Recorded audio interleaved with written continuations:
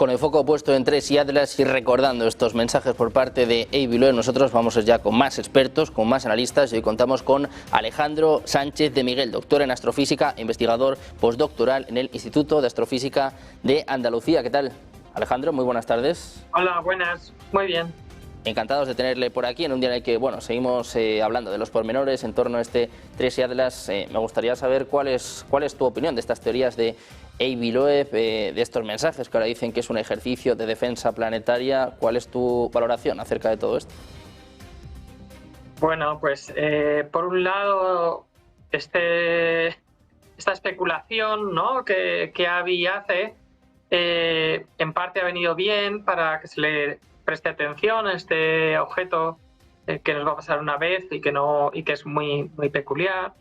Por otro lado, pues bueno, son especulaciones puras y duras que bueno, pues yo creo que si lo tomásemos como un ejercicio de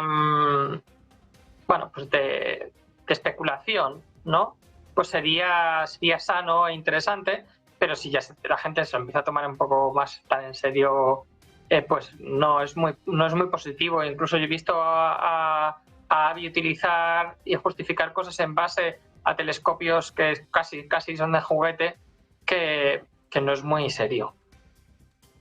El objetivo de Loe, porque decías, hombre, especular, pensar, plantear hipótesis, entiendo que es bueno, ¿no?, desde el punto de vista científico, pero es cierto que ahora tiene muchos seguidores y que también hay que ser responsable, ¿no? Tiene como las dos partes.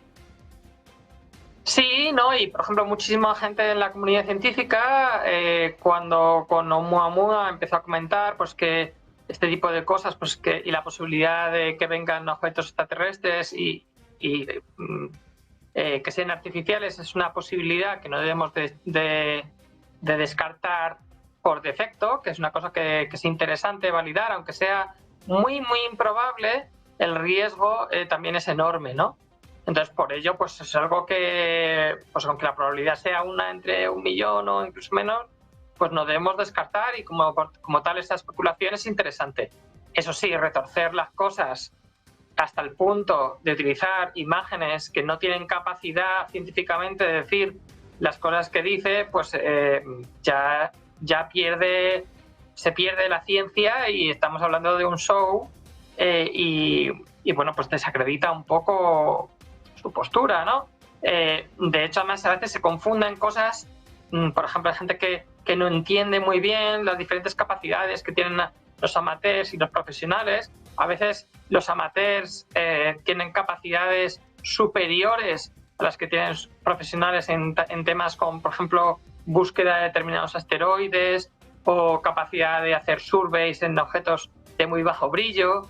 Y de hecho los profesionales nos apoyamos en los amateurs en esas áreas en las que, por ejemplo, ellos tienen capacidad para hacer observaciones de cientos de horas que nosotros pues normalmente no podemos. Bueno, pues un momento de mucha especulación en torno a TRES y Atlas. También, bueno, vimos una rueda de prensa de la NASA hace apenas unos días, estábamos comentándolo precisamente antes, bueno, las explicaciones que nos daba Eiviloe. Me gustaría saber cuál es tu valoración de esta rueda de prensa de la NASA y si crees que se disiparon todas las dudas, si crees que acreditaron realmente que TRES y Atlas es un cometa. Sí, bueno, yo creo que no hay ninguna duda. Otra cosa es que sea un cometa un poco peculiar.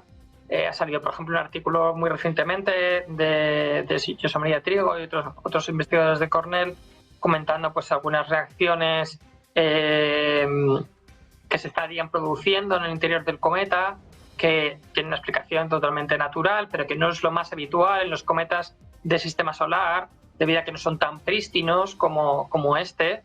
Y bueno, pues algunos comportamientos que pues han sido un poco anómalos, porque es un cuerpo anómalo, es un cuerpo de fuera del sistema solar y no es lo que pasa periódicamente, ¿no? Pero de ahí a otras cosas que he oído, pues que como vas a tener sondas y cosas así, pues realmente pues no tiene ninguna base. O sea, realmente yo no le veo... O sea, nos viene bien para que se hable de ciencia y se hable de este cometa, pero no viene bien para que la gente que hace ciencia seria se lo tome esto en serio. Bueno, pues lo que sí que hay que tomarse en serio en España es la preparación de los próximos eclipses. Es uno de los temas que queríamos comentar contigo, Alejandro. ¿Cómo se están preparando estos eclipses en España? Porque esto sí que es serio, imagino. Sí. Claro, bueno, os lo comentaba, ¿no? Cuando contasteis conmigo, uno de los problemas que estamos teniendo es que estamos hablando muchísimo de este cometa, pero tenemos otra serie de temas en astronomía que son mucho más urgentes, algunos local, como el que acabamos de hablar de los eclipses, que, pues, por ejemplo, hay muchísima gente en la población que todavía no sabe que viene un eclipse, y un eclipse de sol pues puede mover millones y millones de personas y colapsar totalmente los servicios de las zonas de la totalidad. Y pues por ejemplo, hace poco salía en el periódico que la región de León, que es una de las zonas donde se va a ver el eclipse pues con mayor claridad, pues no estaba tomando igual desde el punto de vista turístico mucho protagonismo. Y claro, si no lo toman desde el punto de vista turístico, que digamos es en la parte económica, pues nos da un poco de miedo que no lo tomen también en la parte de gestión, que esto no es es una fiesta de la astronomía, pero se puede considerar casi como una catástrofe natural, es decir, que la cantidad de recursos que hay que movilizar, los riesgos de incendio, los riesgos de daños oculares y demás, pues son equivalentes al nivel de gestión que tiene una catástrofe natural. Y ya sabemos lo bien que se gestionan las catástrofes naturales en España, por ejemplo en Valencia. En La Palma hubo muchas críticas desde el sector científico al sector político de cómo se gestionó. El COVID pues también ha habido muchas críticas. En este caso es un evento que, vamos a ver, no es uno solo, tenemos 3 eclipses totales, que son los buenos, solo tenemos 2, pero sabemos perfectamente cuándo van a venir, a diferencia de otro tipo de eventos, ¿no? Y por ello pues nos preocupa mucho que esto se le pongan todos los recursos, y sobre todo pues desde el punto de vista de las administraciones regionales. Bueno, pues un momento para hablar de astronomía, un momento también para preguntarte del lanzamiento en menos de un año de los reflectores gigantes. Cuéntanos un poquito qué es esto y cómo va a afectar también a nuestro país. Sí, bueno, este es otro problema enorme que también está viéndose opacado un poco porque estamos hablando más de I3 y Atlas que de otras cosas.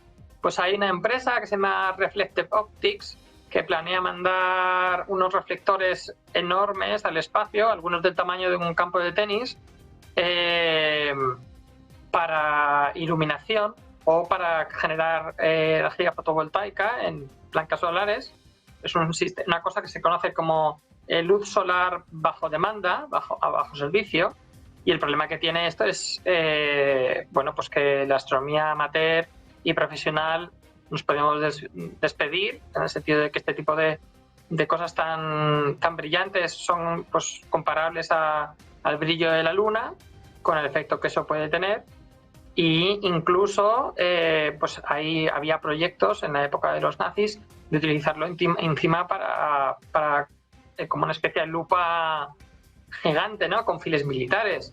Entonces, este es un tema también muy peligroso, que en este momento sabemos que está siendo evaluado por la Federal Communication, bueno, la Agencia Federal de Estados Unidos de Comunicaciones, para darles el OK para el lanzamiento del año que viene. En cambio, pues hay mucha gente que piensa que esto pues no va a ocurrir, ¿no? Cuando ya hemos tenido en los años 90 algún ensayo por parte de la Agencia Espacial Rusa. Y de China, pues sabemos que también hay mucho interés en este tema. Entonces, pues es un problema también muy grande que no se está viendo en los medios de comunicación, muy residualmente. Bueno, pues hablando de más temas, aparte de este 3 y Atlas, para terminar me gustaría preguntarte por una cosa que hemos comentado en algunas ocasiones en este canal, el peligro de impacto del 2024 IR4 en la Luna. Se ha hablado mucho, ¿no?, de una opción, una probabilidad muy pequeña. Cuéntanos realmente qué es este asteroide y qué peligro hay realmente de que pueda impactar. Sí, ahora mismo este asteroide, pues tuvimos un momento que salió en todos los periódicos y tal, fue el primer asteroide que, digamos, llegó a un nivel de riesgo real, Lo que pasa es que, bueno, pues esto muchas veces lo que pasa es que al principio, cuando la órbita no está muy bien definida de este tipo de asteroides, al principio crece un poquito la probabilidad de impacto y luego cae definitivamente. Y así pasó con el impacto en la Tierra.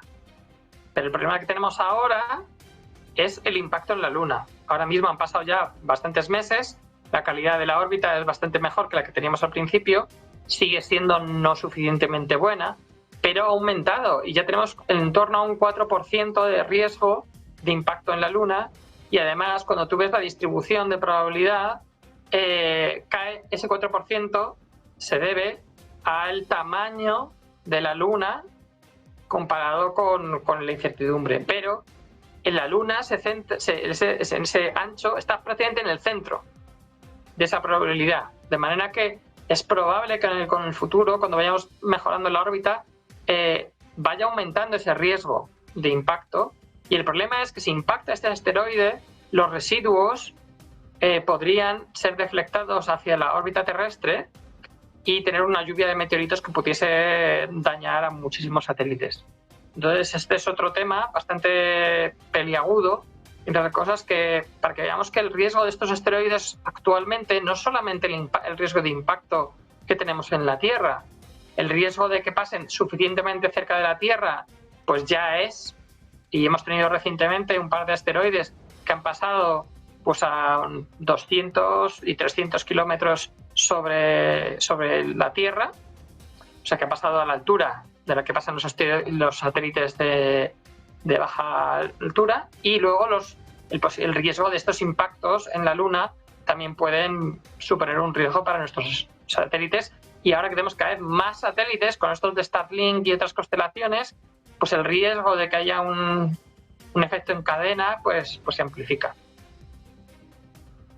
Bueno, pues muy atentos también a este 2024 IR4 con el foco puesto en Tres Islas, pero también en más asuntos que conciernen a la astronomía. Muchísimas gracias por estar con nosotros. Un placer contar contigo por aquí. Muchísimas gracias. Nada, buen día. Un placer.